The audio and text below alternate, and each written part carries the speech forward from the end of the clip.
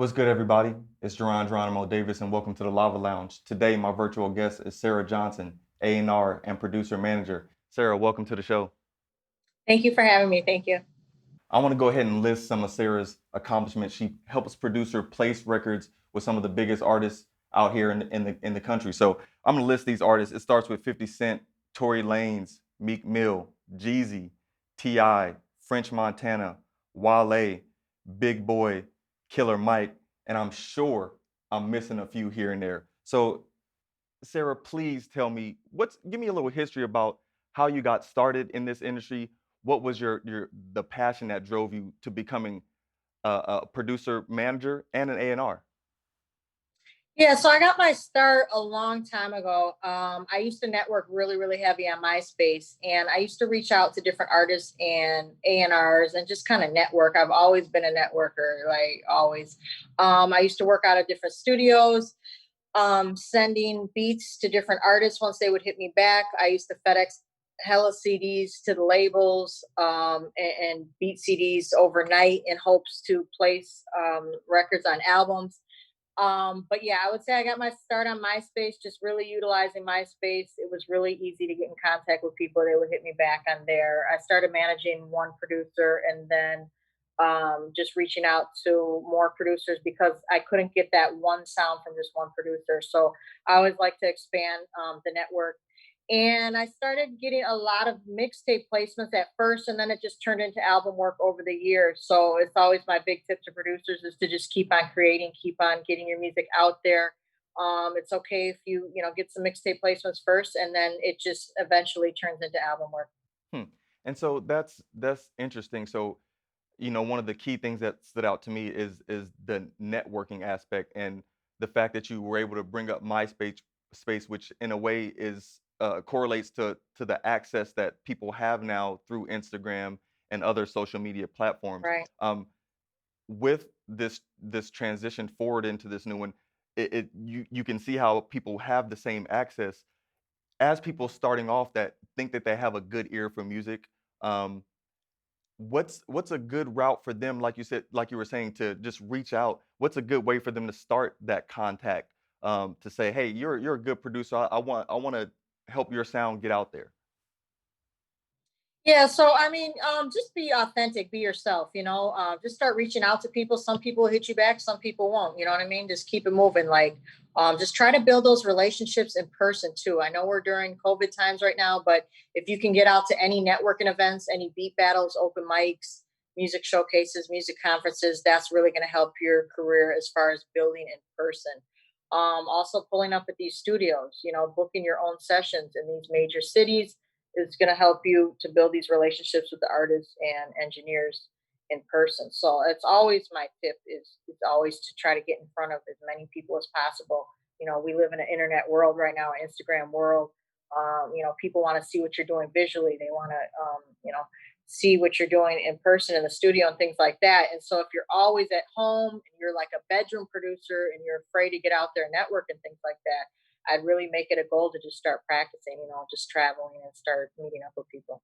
And that's good advice. And I see one of the services that you offer and one of the tools that you help provide for producers is your beat reviews. You traveled around the country at different studios as well as now doing a lot of virtual beat reviews. Tell me a little bit about that process, what you look for, and how it can be beneficial to get another person's ear with the music that they're making. Okay. So yeah, beat reviews is one of the services that I do provide to producers and artists. It's just a 30-minute consultation call where I run through your music, give you honest feedback of what I think you should change, what you should work on, what I like, who I sent the music out to. I talk about publishing, I talk about splits, administration deals, marketing, branding, all those kinds of, great tips that producers need. And I shot beats for free, but as far as the consulting calls, the beat reviews, that's just like an exclusive 30-minute call that I do. Over the years, traveling to different music seminars and conferences, sitting on panels with other A&Rs, judging talent. I've definitely seen so many artists perform and producers perform. So it's great to see, new talent every day, getting out there for us to check out. And what are some of the qualities that you believe that producers need to find that path or to get on that path of success where you know you're making quality music. We know it's going to take time to actually get to maybe the point that everybody wants to. But what are some of the qualities that are necessary to make it in this industry? And not, when I say make it, to find work, not just be on top, but to make sure that you can find work on a consistent basis. Okay, that's a great question. First of all, regarding the production, like your production has to sound like something. I get a lot of producers that might have just started producing like a month ago and they send stuff, and you can tell maybe if they're not really comfortable with their sound or whatever. It's a bunch of sounds and it's not really organized or formatted. You know what I mean? Like 8, 16, 8. And this is something that artists and also myself look for when we're listening to beats is like if the beat is structured, if the artist is in the room at 3 o'clock in the morning, can he lay his vocals down or does he need to hit me and say, hey, sir, I need this producer to turn this, into this because it's not formatted. So really try to work on formatting your tracks, making clean mixes. If you can't mix your own work, get a great engineer to mix your tracks for you. Melodies are really key right now. If you want placements, the melodies need to jump out at you. Same with drums. The drums need to be hard. 808s need to be hard. And like I said, formatting the tracks. There's so many, kits and software out here that there's no excuse for you to have updated sounds and drums and melodies. It's just practice and repetition. So if you have all that, with patience, and networking, I feel like, you can get some results. But if you're always at home and you don't know anybody and you don't reach out to people, it's going to be tough. It's going to be tough to get some placement. Yeah, I definitely agree with that, and I appreciate you being able to use your platform not only to give producers and artists a chance to get their music heard, but actually give them feedback that's going to be positive for them in the long run to hold on to incorporate into their daily work within the music industry. So I want to ask you, there's been a lot of women throughout the entertainment and hip hop rap industry that have made major contributions. Um, I want to know from your perspective and through your tenure, what has been your experience in the mostly a male dominated industry when it comes to labels and a lot of times in studio situations and scenarios. Hmm. Yeah. I mean, I have no problem navigating through this industry, male dominated. I've been doing this for 15 years. Men show me respect, yes, have there been people over the years that want to sleep with you and do all kinds of weird shit? Yeah, they do, but you just shut that shit down in the beginning. You know what I mean? So that if you are like that, like you're not going to last in this business. You know what I mean? So you have to be a professional first, and just learn how to deal with certain situations and things like that if you're a woman. But it's just like with any other business, you just handle your business. You establish as many contacts and things like that as you can. And, just try not to have an ego. A lot of men in this game do have an ego. So sometimes that is hard to work with over the years. I'm kind of used to it. Like, I feel like there's nothing I haven't seen. So I kind of am able to deal with these different personalities and egos and things like that of men. But I don't know. It's the challenge. I love the challenge of the music business. It keeps me going. You know what I mean? And I just love helping new producers get their foot in the door. I think it's really important to help new guys get in the door, just to kind of change and mix up the sound in the game. You hear the same producers over and over and over on these albums and on the radio, and if there's nobody advocating for new producers to get on projects and placements like that, you're going to hear the same stuff over and over. It's repetition, So that's really my focus. And I do not to harp on it. I do feel as if um, in a lot of situations a woman's ear does provide a different perspective um, Hmm. on music, on how Yeah. things will come across and how songs and lyrics and content may come across, and it can be very useful to the final outcome of a record. What do you think about that? Right. Yeah, no, absolutely. I think it's great to have females in the studio if you're a producer, and to have females in the studio with you just to kind of like see how they feel about your beats. Are they shaking their head? Are they shaking their ass? Like, I mean, women do know, like, what they hear, and what they're interested in. And so it does, I think, play a huge part in the music is having a woman's ear. I mean, we know what beats we like, we know what moves us. Yeah. So yeah. Exactly. So I want to ask you, what are some of your biggest um, accomplishments? What are you the most proud of, like you said, in these 15 years that you have been able to accomplish? Yes, I'm really proud of working on Nipsey's Crenshaw album. I placed 3 records on there, and it's just really an honor to have worked with Nipsey. I love that album. It's one of my Right. favorite albums he made, and just working with him on that. Also, Tory Lane's albums. I've been like on almost every Tory album. I know he's going through some hard times right now, but really made some incredible music. All the producers that I placed on those albums were all brand new producers, Wow. undiscovered. So I love helping them get on an album, get some good album work. Um, and helping producers with administration deals. I've helped them get administration deals over the years. If you have any placements, hit me up. I can help you with that. I'm a really big fan of administration deals instead of publishing deals. I'm not a big fan of them.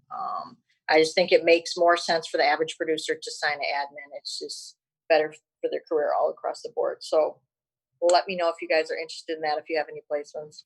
Definitely. And that's something that uh, a lot of producers are itching to figure out. How do I get that first placement? Because it is validation, Yeah. not only in the industry, but also it gives some validation to the amount of work and effort that has been put in over the years. And so Yeah. one last topic I do want to kind of hit on is just the with you were saying the accessibility of new sounds for producers, all these kits that are available. Um, are things too easy? Are there some things that maybe should have more attention paid to it in this age, whereas opposed to a few years ago, it was this type of production or this style or using these pieces of equipment? It's a great question. Yeah, like 10 years ago, I mean, everybody's using, hardware, MPCs and Korgs and ASR 10s and all those, machines that producers used to use. And now it's switched over to software and, Fruity Loops and all that. And all that's fine because I just feel like it's opened up the door for people to be able to make music easier. And sometimes that's a big debate with the old heads and the new dudes. Oh, you're not a real producer. Oh, you're a beat maker. You can't run an SSL, things like that. But you got to be able to just expand and adapt. I mean, this is the times that we're living in right now. So I love the sound from back in the day, but I also like the sound that like these new guys are bringing just with all the different kits and software and stuff like that. So I just think adapting, keeping up with the times, reinventing yourself, working on finding new samples, collaborating with other producers too, is a great way to get some placements out here. Because you might not know somebody that somebody has in their contact list. You know what I mean? So just collabing. A lot of producers are getting placements like that too. It's just collaborating. That's dope. Well, Sarah, I want to say thank you for joining me here on this Love Lounge episode. Can you please tell everybody how they can follow you, where they can find you? Yeah, sure. Thanks for having me, Jeron. I really appreciate it. You're a really great friend over the year. Thank you for your Appreciate support. it. And I love what you're doing out here. You guys can find me at SJ Manager on Twitter, SJ Manager on Instagram, my OnlyFans account, SJ Manager. If you guys want to hit me up for a beat review, just feel free to hit me in any of my DMs. And then my email is currently beatflowsj2026@gmail.com. And then also I have an exclusive OnlyFans email on my page And too. I will tell you, producers, that email changes frequently. It ends up getting so full. So if you're trying to make sure you You get never it, make lie. sure you send them. I've seen this email change probably 300,000 times in the past in all of Oh my these years. God. So please make sure when you You send got it to in there, keep make up with sure me. in Keep the up with topic me. you Yes. can make yourself seen. Oh my All right, gosh. thanks, Sarah. I appreciate it. Well, that's the Okay. thank you so Thank you. much. That's the end of our episode here. Tune in next week for our next episode of Lava Lounge, and make sure you check out the musical guests that we have on store. Thank you.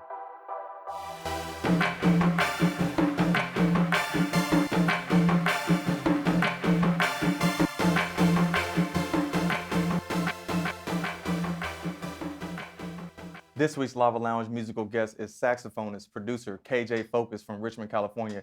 KJ, welcome to the Lava Lounge. Thanks for coming. Thanks for having me.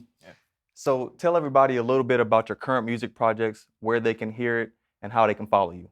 Yo, so I got this EP coming out called Focusing. It should come out in about a couple months, hopefully. I released some singles on SoundCloud about this whole month, like 3 of them. And if you want to listen to all my music, you can follow me on Spotify, KJ Focus, Instagram, KJ Focus, Twitter, KJ Focus, Facebook, KJ Focus, Google, KJ Focus. For sure, for sure. So KJ Focus is going to do an in-studio performance of his single Nature. KJ, give us a little inspiration behind that record. So yeah, I wrote this, about a girl, taking her out into the nature, having a good time, trying to get her to fall in love with me and everything. So it's just a fun, cool song I made. Hope you guys like it when I perform it. So it's gonna be dope. Dope, for sure. So tune in, check out this performance, and every week, check out what new music the Lava Lounge has for you. Peace.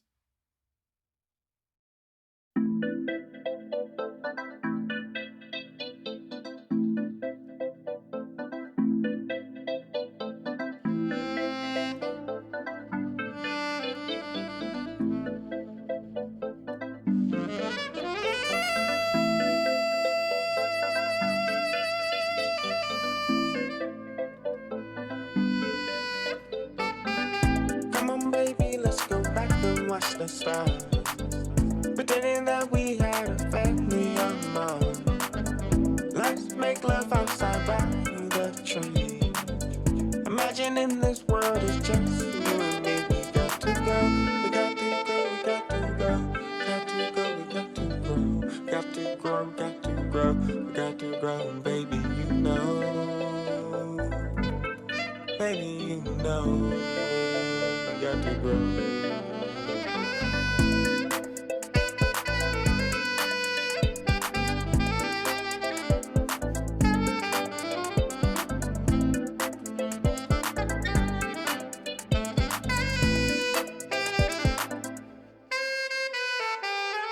Come on, baby, let's go back and watch the stars. Pretending that we had a family of our own. Let's make love outside by the tree. Imagining this world is just you and me. We got to go, we got to go, we got to go. Got to go, we got to go. Got to grow, got to grow, we got to grow. Baby, you know. We got to grow.